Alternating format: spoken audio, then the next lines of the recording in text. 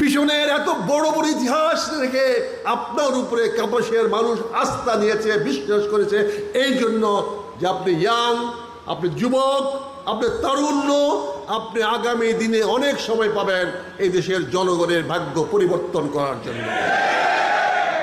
তাই আজকে আপনার দায়িত্ব অনেক, আপনার কর্তব্য অনেক। আপনাকে দেশের জনগণের পাশে দাঁড়াতে হবে, জনগণকে নিয়ে সামনে আগাতে হবে। ইনশাল্লাহ আল্লাহ আপনার সঙ্গে অবশ্যই থাকবেন।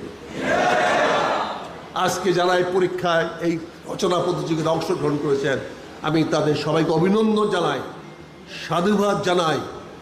500-র চেয়ে বেশি ছেলে মেয়ে যে মুক্তিযুদ্ধকে লিখতে পেরেছে, এটা একটা অভাবিত ফসল। কৃতজ্ঞতা জ্ঞাপন করছি সম্মানিত প্রধান অতিথি।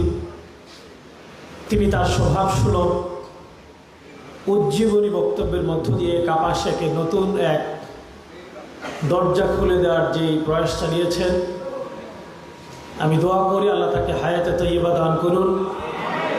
এভাবেই দেশের পক্ষে, মানুষের পক্ষে, স্বাধীনতা সার্বভৌমত্বের পক্ষে আমৃত্যু লড়াই করে যাওয়ার তৌফিক দান করুন। সম্মানিত উপস্থিতি, আমাদের মধ্যে কথা বলেছেন, আপনারা কতটুকু অনুভব করেছেন আমি জানি না। মাওলানা শেফাউল হক ভাই তিনি বলেছেন মুক্তিযুদ্ধে তার বাড়ির প্রতিটি ঘর পুড়িয়ে দেওয়া হয়েছে, ভেঙে তছনছ করে দেওয়া হয়েছে। তার সম্মানিত বড় ভাই আতাউর রহমান সাহেব, তিনি মুক্তিযোদ্ধার সংগঠক ছিলেন, নেতা ছিলেন। তার বাড়ি তাজউদ্দিন আহমেদের বাড়ির একেবারেই কাছে। কিন্তু কাপাসিয়াবাসী এই কথা কতটুকু জানে? কাপাসিয়াবাসী জানে মাওলানা শেফাউল হক রাজাকার, আল বদর, আল শামস। মাওলানা শেফাউল হককে রাজাকার বলে ধাক্কা দেওয়ার চেষ্টা করা হয়েছে। আল্লাহ সম্মানিত করেছেন, দোয়া করে আরও বেশি সম্মানিত করবেন ইনশাআল্লাহ। আমাদের মাঝে কথা বলেছেন সম্মানিত বিচারক মণ্ডলী, উপজেলা জামাতের নেতৃবৃন্দ। আমি বলতে চাই সম্মানিত উপস্থিতি, মহান স্বাধীনতা যুদ্ধ শুরু করেছে কাপাসিয়াবাসী। মহান স্বাধীনতা যুদ্ধ সংগ্রাম এগিয়ে নিয়েছে কাপাসিয়াবাসী। মহান স্বাধীনতা যুদ্ধের সমাপ্তি টেনেছে কাপাসিয়াবাসী। মহান স্বাধীনতা যুদ্ধের রাজপথের লড়াকু সৈনিক নেতা ছিলেন কাপাসিয়ার প্রাণপ্রিয় নেতা, কাপাসিয়ার মাটি ও মানুষের নেতা। গত 55 বছরে কাপাসিয়াবাসী যাদেরকে দুহাত ভরে দিয়েছে, সেই পরিবারের কর্ণধার সাবেক প্রধানমন্ত্রী জনাব তাজউদ্দিন আহমেদ। কিন্তু দুঃখজনক হলেও সত্য, এই ইতিহাস বাংলাদেশের মানুষ কতটুকু জানে? মুছে ফেলার চেষ্টা করা হয়েছে কাপাসিয়ার ইতিহাসকে। আমরা আজকে কথা দিতে চাই, রচনা প্রতিযোগিতার মধ্য দিয়ে যে যাত্রা শুরু হয়েছে, আমরা বাংলাদেশের দরবারে কাপাসিয়াকে নতুন করে মাথা উঁচু করে দাঁড়ানোর জন্যে, মুক্তিযুদ্ধে কাপাসিয়ার অবদানকে অনস্বীকার্য হিসেবে নতুন করে বাংলাদেশের কাছে স্মরণ করিয়ে দেব ইনশাআল্লাহ। আমরা কথা দিতে চাই, সেই যাত্রায় সঙ্গী হবেন আপনারা। সেই যাত্রার সঙ্গী হিসেবেই আপনারা আজকে আমাদের মাঝে রচনার জমা দিয়েছেন। পুরস্কার নামমাত্র একটা বিষয়। আপনাদের লেখনী, আপনাদের চিন্তা ছিল আমাদের জন্য সবচেয়ে বড় উপায়, সবচেয়ে বড় উপাধেয়।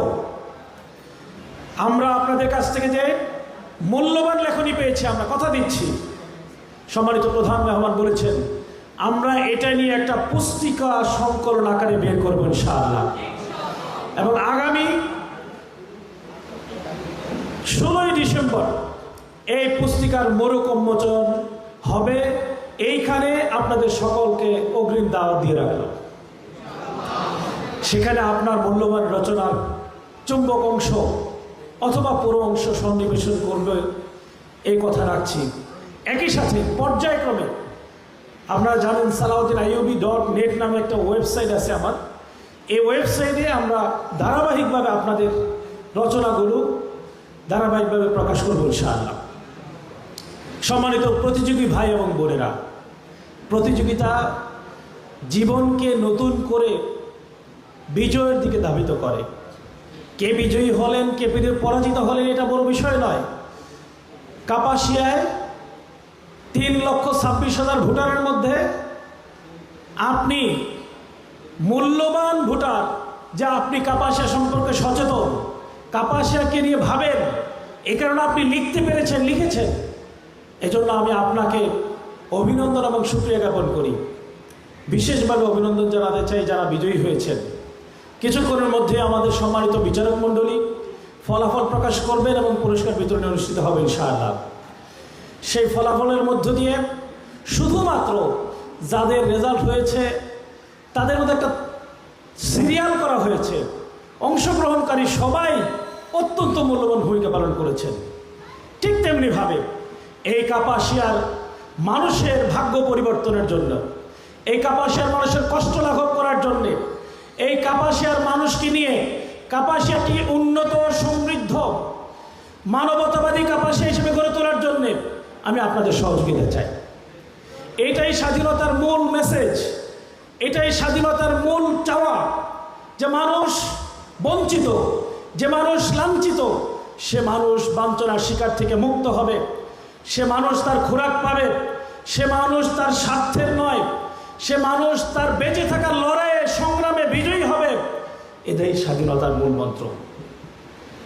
আমি বিশেষভাবে কাপাসিয়া থেকে যে সকল মুক্তিযোদ্ধারা লড়াই করে এই কাপাসিয়ার সুনামকে অক্ষুণ্ণ রেখেছেন, বাংলাদেশকে বিজয়ী করেছেন, তাদের প্রতি বিশেষ কৃতজ্ঞতা জ্ঞাপন করে যারা শাহাদাত বরণ করেছেন তাদের জন্য মহান রবের দরবারে জান্নাতের সর্বোচ্চ মাকাম, জান্নাতের ফেরদৌস কামনা করে, জুলাই যুদ্ধে কাপাসিয়ার একজন সূর্য সন্তান জাকির হোসেন ভাই শাহাদাত বরণ করেছেন, তার জন্য জান্নাতের সর্বোচ্চ মাকাম কামনা করে আপনাদের সকলকে এই আয়োজনে স্বতঃস্ফূর্ত অংশগ্রহণ করার মধ্য দিয়ে আয়োজনকে সফল করার জন্য কৃতজ্ঞতা জ্ঞাপন করে আমি আমার কথা শেষ করছি।